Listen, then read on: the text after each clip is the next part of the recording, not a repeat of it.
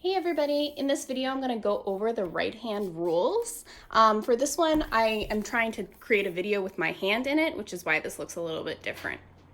So we have two right hand rules. This is our first one, and this is the one that we went over in a previous Edpuzzle. I just wanted to do a couple quick examples together. So what it does is it shows us the direction of the magnetic field produced by a current carrying wire. And in this case, your thumb points in the direction of the current carrying wire, and the fingers curl around to show the magnetic field. So this is my right hand. Your thumb goes up and your fingers curl around. Okay? So let's do some examples. Looking at our first one, we have our thumb goes up in the direction of our current carrying wire, and then our fingers curl around like this. So we can see this is going to have a magnetic field produced that looks like that, right? It curls around in this direction. Okay, let's do another example. This is the current moving to the right. You have your hand out, current to the right, and you curl your fingers, and you see that you will get a magnetic field going in this direction. Okay.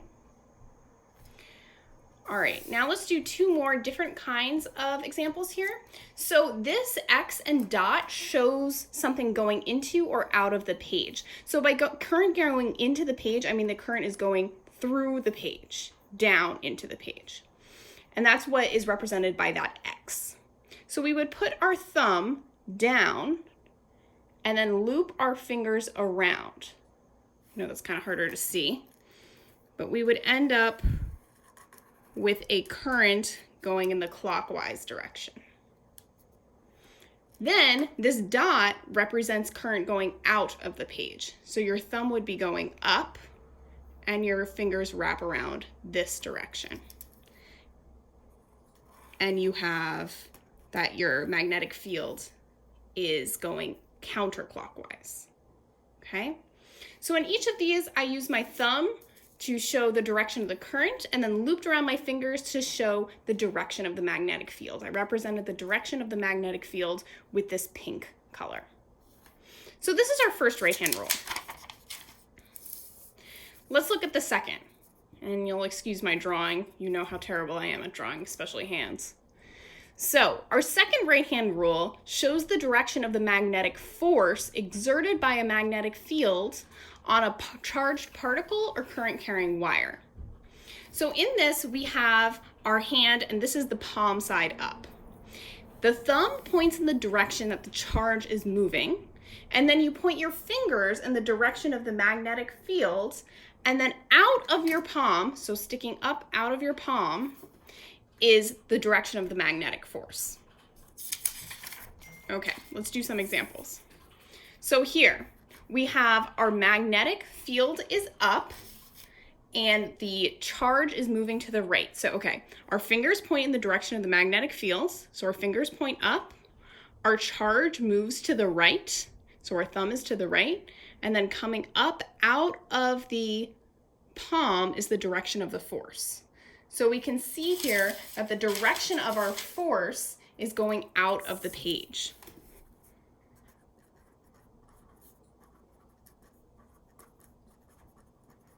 We represent out of the page by a dot. Okay. Let's look at the next one. Our charge is to the left and our magnetic field is up. So our fingers point in the direction of the magnetic field. Our charge points to the left, so I have to turn my hand down like this, okay? And since the magnetic force comes out of our palm, that means it's going to be down. So the force is into the page, which we represent by an X. All right, let's look at different examples here. Let's say now we have our magnetic field, which we represent as B field, coming out of the page, and our charge is up. Again, we point our fingers in the direction of the magnetic field, which is up, out of the page and our charge with our thumb, which is up. So we have our thumb pointing to the upwards direction and our fingers pointing out of the page, and you should see that our force comes out to the right.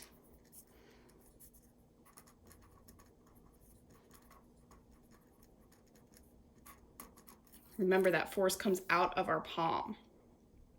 Let's do another one here. Our magnetic field is into the page. Our charge is to the left. So again, thumb points in the direction of the charge, fingers point in the direction of the magnetic field, which is into the page. Okay?